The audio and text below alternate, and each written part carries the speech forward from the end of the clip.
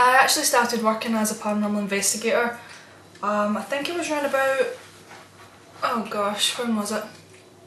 It was around about like, I would say July maybe, 2010.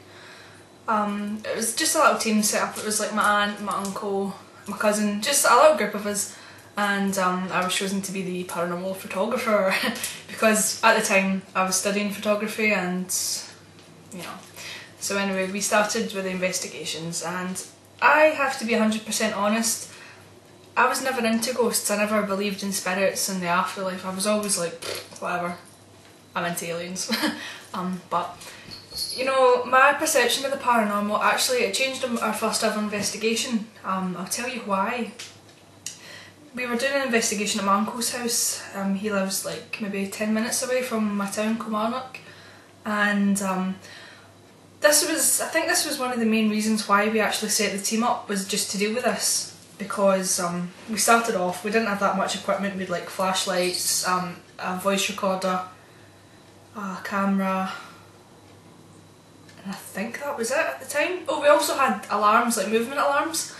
So anyway, my uncle stays out in the middle of nowhere in the country, and what happened was we went out and we wrote down like what had been happening. What had been happening at his house was there'd been 2 or 3 little things that had happened, but what had happened was they had actually renovated the garage. They pushed it like, I think it was 6 inches forward or something like that, and it all kicked off then. But you always hear that though about you know, it seems to be like renovation or like disturbing the house always seems to kick off the paranormal activity, and in this case that's exactly what it did. It started apparently way back in, I think it was 1997, give or take a few years, I can't remember exactly, but my cousin Patrick he was only a kid at the time. He was on his trampoline and apparently he saw like a white face in among like the trees, and he just bolted in the house and has never been down that end of the garden again. So there was that. There's also been claims of when my uncle, he's actually a mechanic, he works on like restoring cars and stuff, and whenever he's in the garage at night working, he'll hear like bangs on the garage door. And I mean, this is a massive garage he's got. It's in the middle of nowhere, so you know, like there's not going to be people. It's not like in the city where there's like anyone can just come along and bang bang, you know, troll you. It's not like that. But he was getting a lot of bangs and stuff, and every time he opened the door there'd be no one there, and I always thought it was his son Patrick, you know, trying to wind him up, but Patrick would be like in his bed sleeping and stuff, so it wasn't him. And then the kids' voices started. Now this is actually quite important because I'm going to get to this later on, what we actually found in one of the pictures.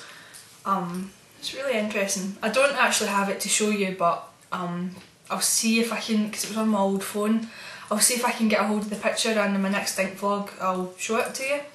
But anyway, the kids' voices started and like the humming, this sort of and all that sort of thing, and they were just getting a little bit creeped out by it. So we went there. I don't even remember what night it was. I think it was like a Saturday. We went down to Symington, and this was a rainy night. They got all our stuff set up. We had like a couple of tests and stuff. We had the movement alarms in the garage. We had the voice recorder at the garage. We also had a tape recorder, and I'm just gonna skip with the history of this investigation and just get right into what happened, because I'm probably boring you guys to tears now. But 2 or 3 things happened that night. One, I didn't have access to a camera at the time, so I was recording with my cell phone, and it was really bad quality. But what happened was, one of the girls with us in the team at the time had a tape recorder, and this thing was switching on and off and on and off by itself. Everyone was like, whoa, what is going on? I managed to catch all this on my phone, and while the girl was saying, look, there it is again, it's doing it again, there was a voice captured on my phone which does not belong to any of us. It's actually an English voice, and what it says is, got you. And you know, I didn't hear that at all until I went home that night, because I was like, oh, you know, I'm bored, I'll look through the videos just to, you know, see what happened. And I played it, and I got to like, I was like 0:41 seconds in, and all I heard was like, got you, and it was so loud at the microphone on the camera. But I mean, I was there, no one spoke, because we were all like, oh my god, it's not, what's going on? and you hear this as clear as day, got you. It's really interesting because we actually captured that voice again on another investigation. It's the exact same voice, doesn't belong to any of us, so that's quite interesting. But other things that happened on this particular night, our first investigation, was I was just snapping away, you know, lots of different pictures, just random, taking pictures of the trees and stuff. And you may have heard of a thing called matrixing, which is you look at like a piece of crumpled fabric, and if you stare at that long enough, you will start to see familiar shapes in it. It's something that the brain does when it can't make sense of like random patterns, so it begins to form things that it recognises in its mind. And you know, that's a lot of famous ghost pictures that it's been proven that's all they are, it's just matrixing. But in this case we actually captured, it's really, really strange, and this is the picture I was speaking about earlier that I'll show you the next time. It's clear as day. It's this like section of the bushes, and there's a little boy and he's like sitting there, and if you look beside him there's a little girl with a dress. And this is really interesting because my Aunt Jo, she's my uncle's wife obviously, but she had said before this investigation started that there was one night where she was working alone in the garage. She also likes her cars and stuff. She was also working alone in the garage and something caught the corner of her eye, and when she turned around she said she just caught, like, it was the sort of end of her dress just like passing, and when she saw this picture she was adamant that it was the same dress. And again, I mean, these were kids in this picture, maybe like 5 years old or something, which is really interesting with the children's voices that my uncle and aunt were hearing. And also, like, we also captured the humming on the camera as well, which is really interesting. These are actually all on my YouTube, so my YouTube's like youtube.com/Morgue Vanity. I've got the EVPs and stuff. EVPs are horrible to listen to. In fact, I'll include them in this video. They're really, one of them, what happened was, we did the rest of the investigation. At the time, the thing with an EVP is it's an electronic voice phenomenon, so electronic means it's only heard on certain frequencies, so you don't hear it at the time. There's no way you hear it at all. That's why, you know, we were going about this investigation laughing, having a joke, you know, oh, paranormal, yeah, as if anything's going to happen, it's not even real. We were really sceptical to the point where we were mocking, you know, any sort of activity, until we got home, reviewed the evidence, and, you know, holy crap, the amount of stuff we found was horrible. EVPs mainly were just really scary to listen to. The first EVP we caught was, you hear my aunt speaking and then there's a voice, someone saying like, you know, as if they're being like, the wind's been taken from them, but it's none of us. And again, it's really, really loud to the microphone. We had it sitting in a car at this point, and we were like away at the garage investigating, we just left it there. I'm trying to think what other voices we caught. One was, we were doing a technique that involves, you know, everyone stands in a circle, you hold hands, you imagine a white light covering you, and it's supposed to protect you and keep like evil away from you. It's supposed to stop possession and stuff. I don't know anything about that. I don't dabble into the whole psychic thing. I've been told by psychics that I'm psychic, and the reason I get headaches and stuff is I choose not to listen to the voices, but I've got enough problems of my own without the problems of the dead. I don't believe, I do believe in psychics, I just don't believe in them that much.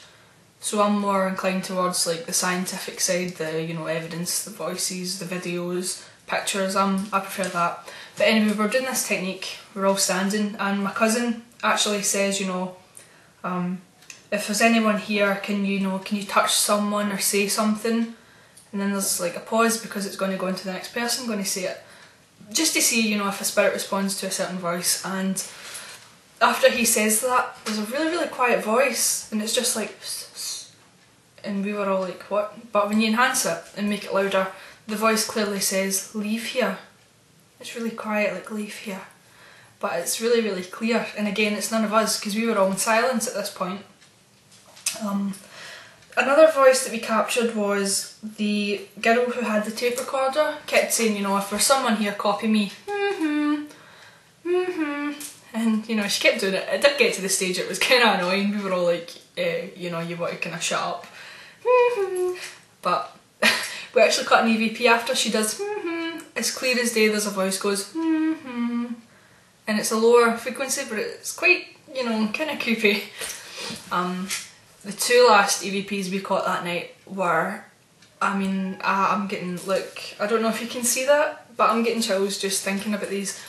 These were horrible. Man had said down the certain part of this garden, there's just a horrible, horrible feeling that, you know, something's going to happen, and there's this evil, putrid smell, like, I can't even describe it. But we left the tape recorder down that way. We all went inside the house to get like coffee and refreshments and stuff, and what happened was, I mean, there was no one in this garden. We were all indoors. We just left it rolling. And what happens is there's a noise, like sort of like frequency, and then there's a voice says, "Get away, mad bitch." But we don't know for definite if it says bitch, it might be witch. Just, it's this like really broad kind of Highland Scottish accent, so it's like, "Get away, mad bitch," or something, and it's really sinister. And the reason I thought perhaps it said "Get away, mad witch" is because that night I actually had on, it was a cross and a pentacle, because my mum's Wiccan, and you know, the Wiccan pentacle, I wondered, because it did really sound like witch, and I thought that was just a little bit eerie. And then after that we all went back outside, and you know, the recorder's still rolling. It was rolling the entire night, so we could like map where we were and all that sort of thing. But we went back outside, and there's this voice this is the one that really, really creeps me out. I will put the link to this video at the end of this particular video. You need to hear this. It is it is just horrible. It says breathing, it's sort of like, and oh my god, I'm really getting chills just thinking about this. I'm actually glad I'm no longer part of the investigation team, and I'm so glad. Just, you know, some of the things you would record, and I actually did see an apparition one night at Loudon-Kirk. Loudon-Kirk is an old, really, really old graveyard. It's like medieval times. And apparently it has the grave of someone who was accused as a witch a way back in those days, and her only grave marker, it's 3 emblems. It's scissors, an iron and a needle, and of course if you take the first letters of those it spells sin, S-I-N, scissors, iron, needle. There's been a lot of like superstitions about this graveyard, and we went up there one night totally unsuspecting, because you know, we were still kind of starting out, and sure, we caught some things, but then again we were like, you know, it's a one-off, it's never going to happen again. Well, we went to Loudon, and I'm actually wondering if I should keep this for another video, because this has ran on a bit long.